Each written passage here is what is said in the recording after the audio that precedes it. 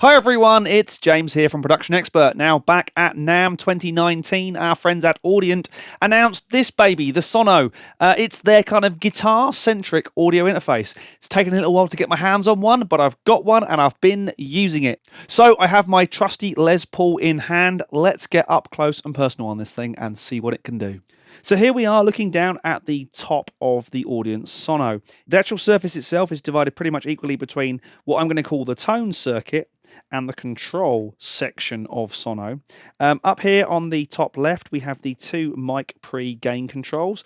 The first one of which we can route through the processed valve circuit, which is really, really nice. Top right, we have the main output section. So we have the volume control for our monitor outs, volume control for our headphones, and our mix blend. So a bit like the old days, we can go back and go between input and DAW return, which is really nice. It's a really simple, quick way to get a monitor mix set up. Really, really nice. The white bar down here is where things get very, very interesting. This is the kind of the main guitar processing, valve processing circuit. So we have a very powerful guitar-centric 3-band EQ, bass, mid, and treble. Input gain, drive, which determines the amount of power amp simulation which is happening within the 2-note software, and the output. On the front of Sono, we have the 1/4-inch jack input for your guitar or instrument. We have the 1/4-inch output jack to go to your amplifier, so you can use Sono as a reamp device if you want to, and the headphone output. Around the back, we have the two combi jack mic pre-inputs with individually switchable phantom power, and the switch to send the mic pre-input on channel 1 through the valve circuit, which is really interesting, which is exactly what I did for recording the vocals for the track. We then have stereo outputs to monitors, the optical input, which is exactly what I used when I hooked up my ASP 880 8-channel mic pre to record drums, so I gave me 10 channels of drums, which was really nice. USB-C connection off to my Mac, and one of the nice things, they give you a USB-C to USB-C and a USB-C to conventional USB-A style connector, power supply input, and the main switch. So there is a great deal going on inside the new Sono audio interface from Audient. I've been using it to record a track for this demo because, quite frankly, I think you only really get to know how good something is when you actually start using it. When you install the Sono interface and its driver software and all the normal goodies, you actually get two applications. You get the Sono Mixer Control app. It's really nice, really intuitive, looks great, and is just really easy to operate. Now, the next bit is the Torpedo Remote version 5. Now this is where you access the real power of Sono and the DSP that's built into it. This is not software processing. The processing is being done in DSP chips, dedicated chips inside Sono, which is really very cool. To get the best results from Sono, it's a combination of the software, where we can choose the studio or the room, the cabinet,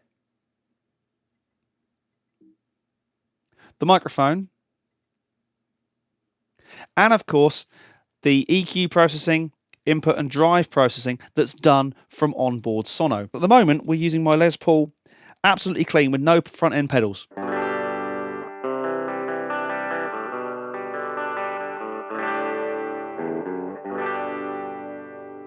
But I do also have my Max On drive pedal down here,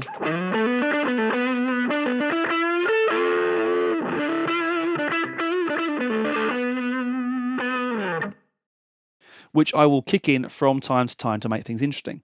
Now, one of the things that's really important to know about Sono is this is not your only processing for guitar. They really do recommend that you hook this up with a pedal board in the front end. Yes, you can go straight into the jack input on the front with your guitar, but you're not really going to get the best out of Sono and out of the DSP processing that's on board. We can juice things up a bit, all the way up, and get quite a nice kind of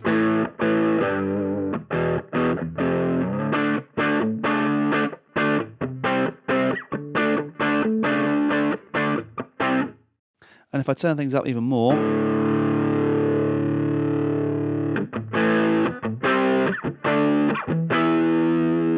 it's quite a nice overdrive sound there, but it really is designed to have some pedals in front of it. Hence, I've put the Max On down there.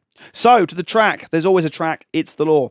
We've used nothing but the Audient Sono for all our guitar sounds along with a little bit of RTD 800 drive pedal. That's the max on pedal down there on the floor.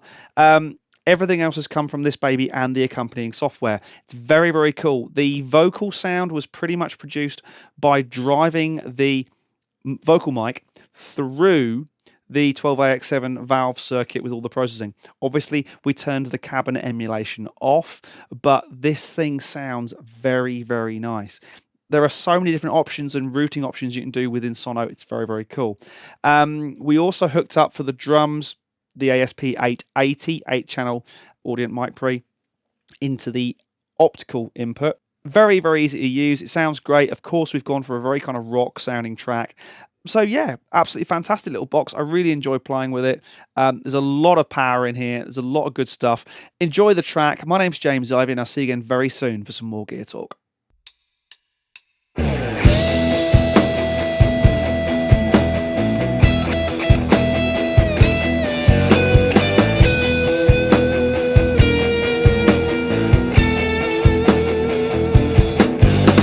Some might say I drive too fast. I'm heading uptown, not into the past.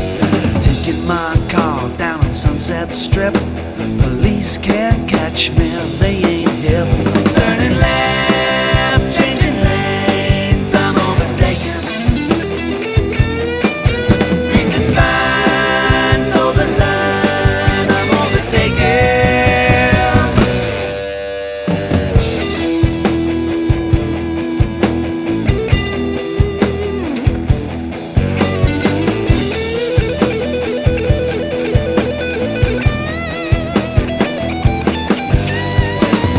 The windows can't see my face, but that red light camera knows my pace. Leather bucket seats is where I'm sat, but another 3 points is where I'm at. I'm turning left.